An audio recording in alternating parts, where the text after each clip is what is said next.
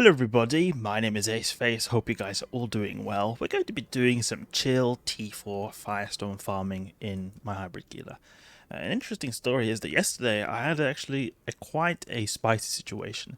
When it comes to my ship, it was in a pretty dire spot, to say the least. Let's get some filaments here just before we go into this story. Okay. But what happened is that I was in a wave where there were 4 Leshaks. There were 4 Leshaks, and then 3 of them were starving, guys. It didn't turn out too well, because the thing is, they just nuked my whole capacitor. But the thing is, though, there was one nice thing about it. Because the Leshaks, they're newts. They have a very, long cycle time, or they've got, a very hard newt, but the, a recharge time or the reload time on that newt is very long. So what happened was that they sort of completely capped me out, and then I got a few blips of capacitor back, so I was still able to keep my hardness on for a long time, but eventually I wasn't able to do that.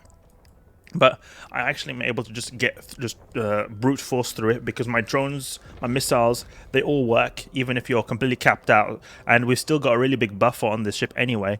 So just went straight through. The drones just showed no mercy, just popped them eventually. But it was a bit spicy seeing my shields are 40% maybe, and then also having having your no capacitor, no hardener, no afterburner, no nothing. It was a pretty scary situation right there. I think what I could have done was perhaps drop the drones and keep a further range, because if I'd kept a further range, the newts would be less effective. I think at 70 kilometers, their newts in practicality don't do anything. I was at 40 kilometers, I sort of charged in. It was a bit dumb of me maybe to do that. But on the other hand, I was able to use my missiles a bit more, so that is also an upside of going in, but also a bit risky cowboy maneuver right there. Okay, now we don't need to dock up in various to cartography. I'm very used to going to this citadel right here to swap out my clones when in the perimeter, but I don't need to do that. You're rocking a Nirvana clone, so we're using a pretty expensive clone, but a pretty cheap ship, and I like that kind of style of running Abyss, because say we were to get ganked, it's more likely that, or a lot more likely that we're going to be losing our ship than our pod. I mean, people can still kill pods. I've seen people do smart bombs, insta-locking people, and just generally speaking, especially in nullsec, it's very dangerous when it comes to your pods, because you can use bubbles, you can't get out of that. But here, at least in general, in high sec, it's a bit more difficult to lose your pod. So that's why I feel like investing as little in your ship as possible and as much in your clone as possible is a good way to be a bit of a sort of anti-gank kind of strategy right there. And just one thing before we go in, because I'm just curious, because there is some station here that I had some utility storage. So I had some supplies in. I'm trying to find the one that I had storage. We can go here, check the stuff there, because I had some supplies that I needed to move. Perhaps I've got quite a bit of filaments actually. They're very cheap, so it's just 5-storm filaments. You get 50 of them for just a couple of million. It's hardly anything. Okay, let's jump in.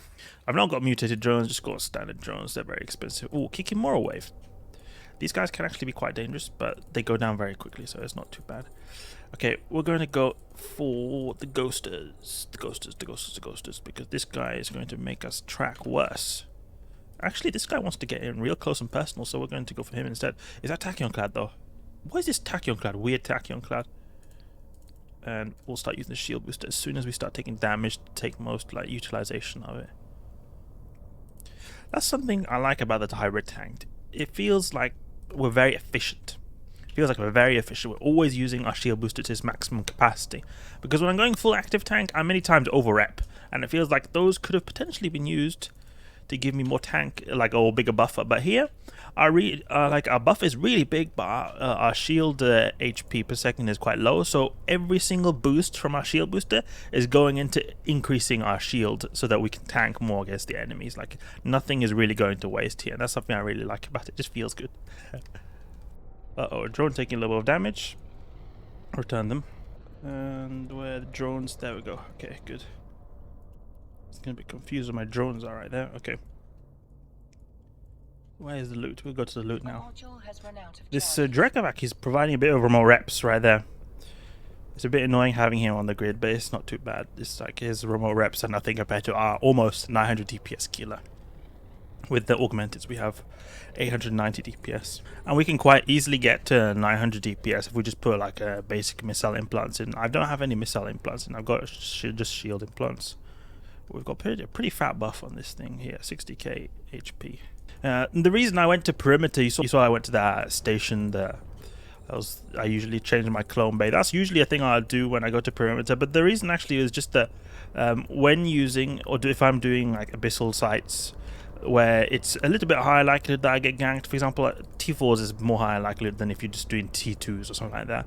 So then I prefer to do it in perimeter, or at least a 1.0 system, because especially if I'm using something like a buffer Gila, or like a hybrid tank which has a pretty big buffer, then there's a likelihood that I can survive the gank. At least a lot more compared to like some active tank. If I'm using some active tank, I mean, it doesn't matter. 0.9, 1.0 system, I'm probably going to die. Very likely going to die.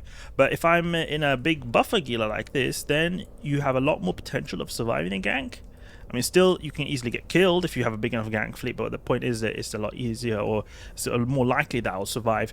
So, okay, if we're going to go in the mindset that we're going to survive, then it's going to be a lot less likely that we'll die if we're in a 1.0 system, because Concord response time is quite a bit faster in 1.0. It's almost like instantaneous there.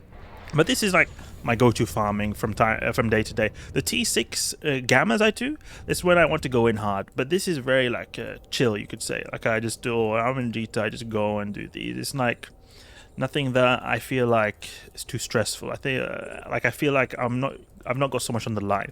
Obviously, I've got implants that are on the line, but the ship itself is not so much as on the line. And even then, the total cost is a lot less than my T6 Gamma setup. And the thing I love about it is that we're so efficient in terms of our shield boosting capabilities, but also in terms of our ISK making capabilities as well, because the filaments are just so cheap. Everything is basically profit. You can see right here, 9 filaments, 200k ISK each. Really great to see. We can just have the drones attack the deep watches right there. Can't use the missiles on anything, unfortunately. I'm trying to go for this extraction node. Can maybe go for that.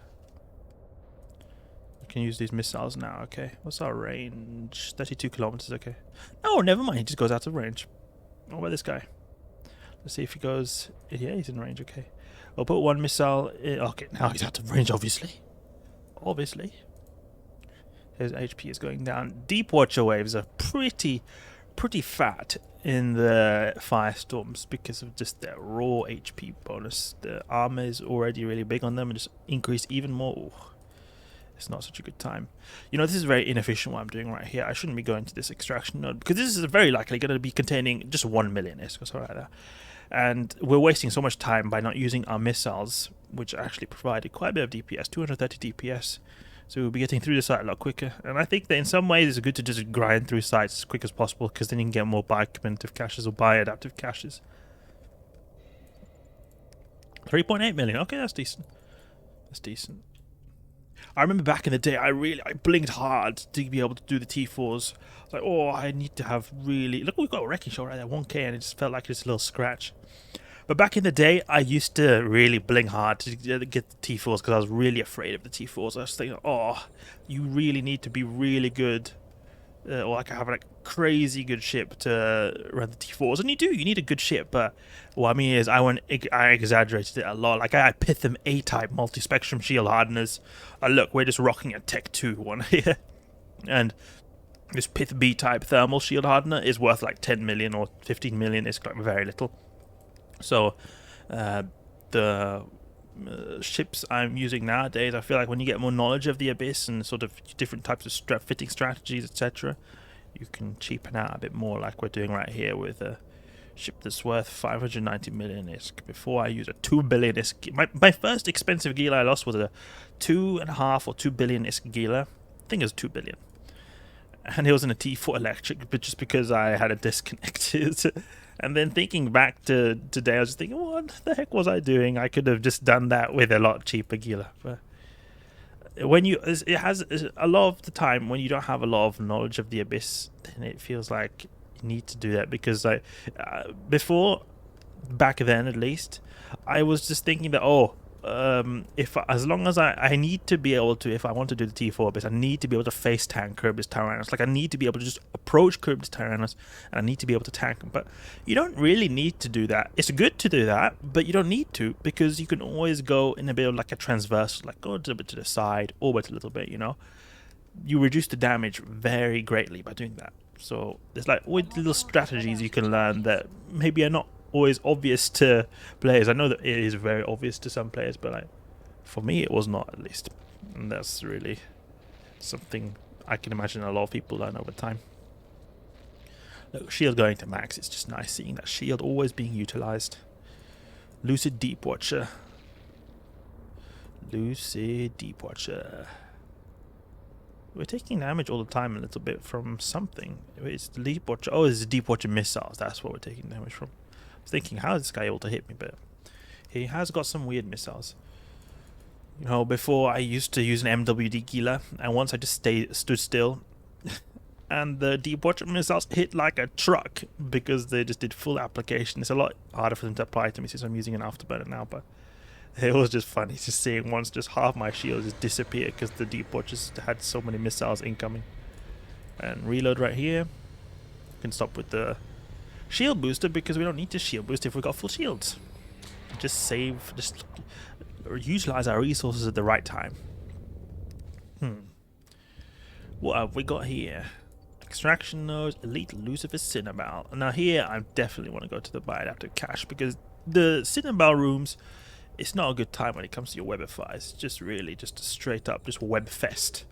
Nothing but webs and only webs. Have we got echoes? Yeah, echoes, we want to take them out because they do a bit of like webifying capabilities as well as scramblers, but webs primarily. Yep, take the Cinnabals. This all the DPS really that's here.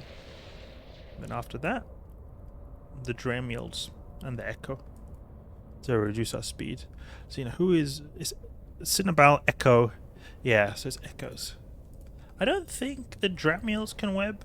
Maybe they can. But I think it's primarily at least the Echoes and Cinnabals who are able to webify. Popped and popped right here. Oh no, soon my drones are getting popped. Return drones. Return drones, please. Deploy tanky drones. Okay, great. Dremiel. Go to this Bioadaptive Cache right here.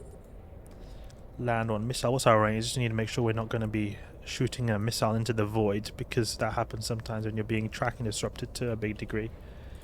Ixions, they're super easy. Ooh, got some nice ISK right there. Raging Gamma and Raging Electric all in one go, like the two most expensive T4 filaments in one go. Oof, that's nice to see. 47 million ISK. That's a bit higher than average actually for the T4s. I think average for T4 is like 30 million, something like that. 30 million perhaps. But like if you get a good drop, it's a good drop in the T4s. Like, you see a really massive jump from T3 Abyss to T4 Abyss. There's a really big jump.